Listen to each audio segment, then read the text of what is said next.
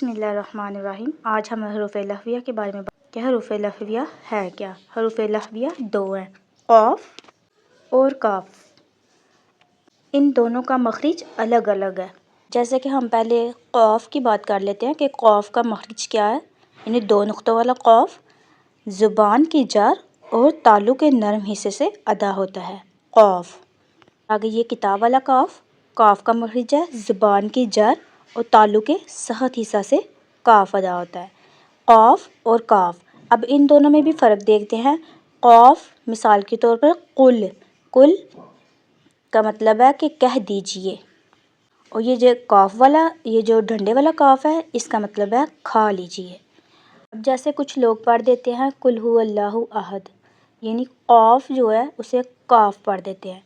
अब इन दोनों की मक़दार 5 उंगलियों के बराबर तो है, लेकिन एक जो है वो नरम हिस्से से अदा होता है, तालु के नरम हिस्सा से, और जो ये डंडे वाला काफ़ है ये तालु के सख्त हिस्से से अदा होता है। अब इन दोनों के अलग अलग मखरिज है।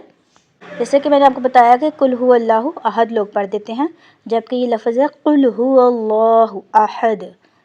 कुल यानी कि ए नबी आप फरमा दीजिए कि अल्लाह एक है, और ये जो डंडे वाला काफ़ है इसका मतलब है कि खा लीजिए, नाउज़ुबिल्लाह कि अल्लाह ताला एक है। Thanks for watching. अगर आपको मेरी वीडियो पसंद आई हो तो मेरे चैनल को सब्सक्राइब करें और बेल आइकन को प्रेस करना ना भूलें।